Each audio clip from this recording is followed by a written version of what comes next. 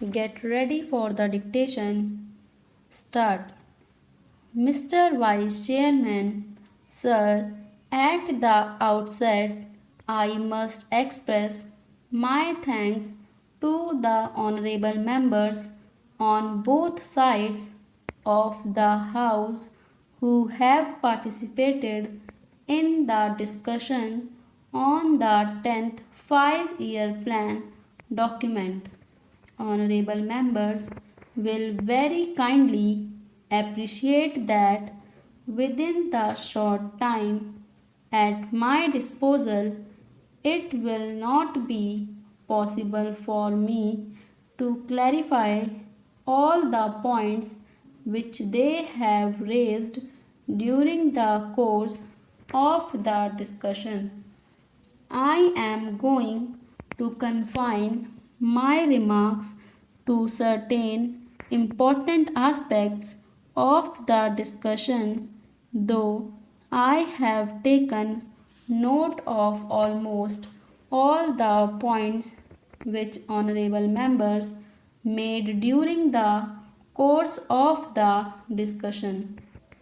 At the outset, I must also say that one of the honorable members was pleased to ask what is the purpose of having this kind of discussion 1.5 years or almost 2 years after the plan has started.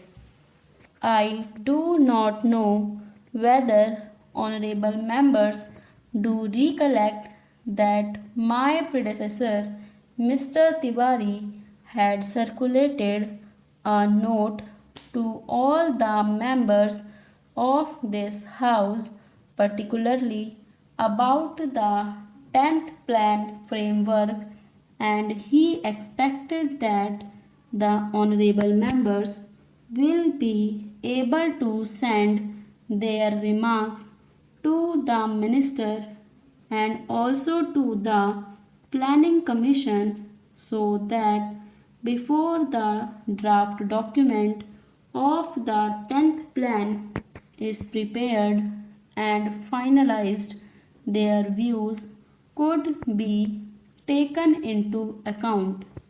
How many members sent this kind of information is a matter which I will have to inquire into, but that exercise was gone into, and now the plan was finalized in February 2001, and thereafter we have taken the earliest possible opportunity to see that the plan is discussed in both the houses.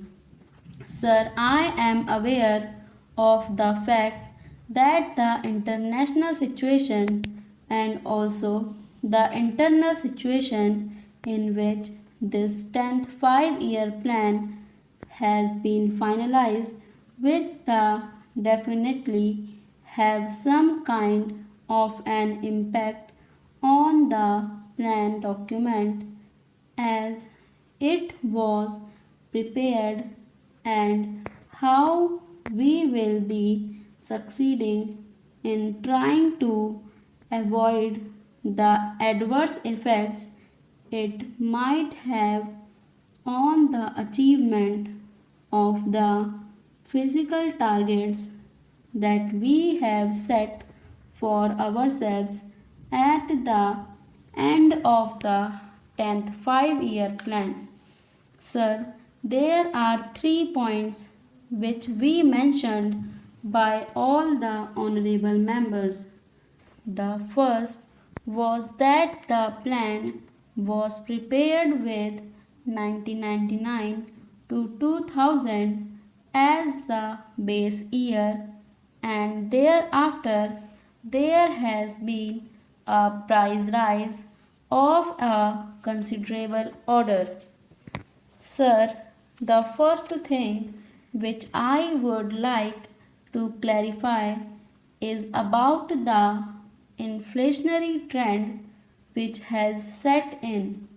One of the honorable members, Sri Shankar Ghosh, a very experienced member of this house who had also been in the planning commission and knows the intricacies of how the things are being worked out, has been pleased to state here that the rate of inflation is very high, and added to that the balance of payments position is going to be very bad compared with the percentage that we have worked out for the 10th plan as a whole for imports for the first year.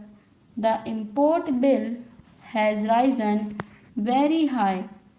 Then how is this assumption going to be correct?